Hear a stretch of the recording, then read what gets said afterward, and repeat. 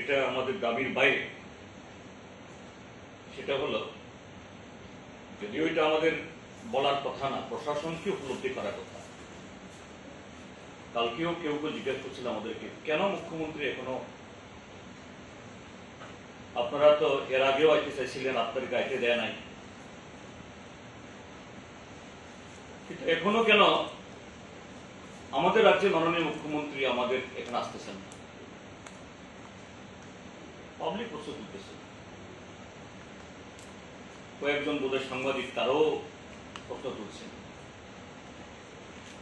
টেলিফোনেও আমাকে অনেকে বলেছেন। হ্যাঁ, ঠিক, এটা পাবলিকের মধ্যে এই উপলব্ধি হয়েছে, কিন্তু এটা দুর্ভাগ্যের ত্রিপুরাজ্যের মাননীয় মুখ্যমন্ত্রী, যিনি প্রশাসন এবং সবকিছুরই তিনি এখন সর্বেসর্বা। আমরা বলবো ইমিডিয়েটলি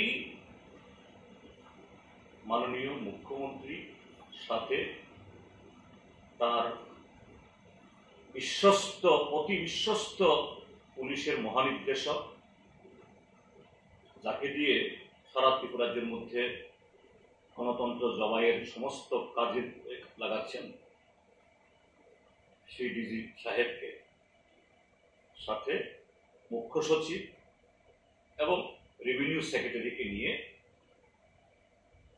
আমাদের পার্টির তরফ থেকে, আমাদের পরিষদীয় দলের তরফ থেকে এই অনুরোধ জানাবো, তিনি গন্ডাছড়াতে যান।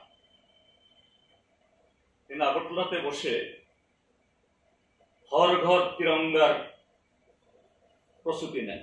আরে এখানে তো 165 পরিবারের ঘরই নাই, আর আপনি এখানে বসে হর ঘর তিরঙ্গার আওয়াজ তুলছেন। আপনার তো লজ্জা থাকা উচিত,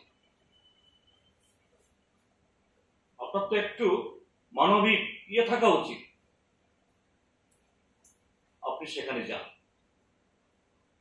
কেন বলছি আমি ডিজি এবং রেভিনিউ সেক্রেটারি? কারণ যে সেখানকার জনগণের অভিযোগ, এই যে ঘটনা একটু করানোর কথা ছিল না। আমি আগেও বলেছিলাম আর একটা সাংবাদিক সম্মেলনে,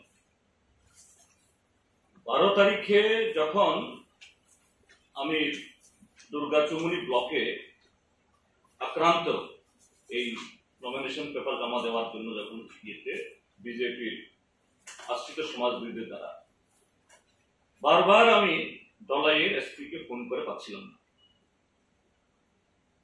কি হচ্ছে এগুলি, আপনার এত পুলিশ থাকা সত্ত্বেও কি করে বিভিন্ন রাজনৈতিক দলের লোক আক্রান্ত হচ্ছে। তারপর আমি তখন দলাইয়ের জেলা শাসককে ফোন করি, কেন আপনার এসপি কোথায়?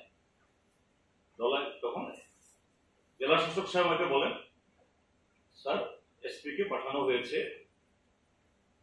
গন্ডাতুর সাথে, সেখানে ঘটনা হয়েছে, একটু উত্তেজনা আছে, এবং সেই ঘটনায় যে আক্রান্ত ছেলেটা মারা গেছে, ডেড বডি আসতে হতে পারে, কাজেই এটা করার জন্য হয়েছে। আমি তখন ঠিক আছে, ভালোই করেছেন।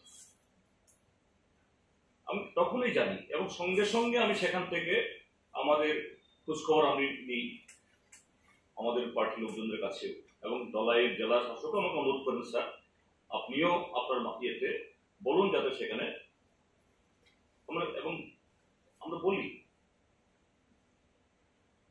তাহলে এই যে ঘটনা এরকম একটা হতে পারে, প্রশাসন জানে,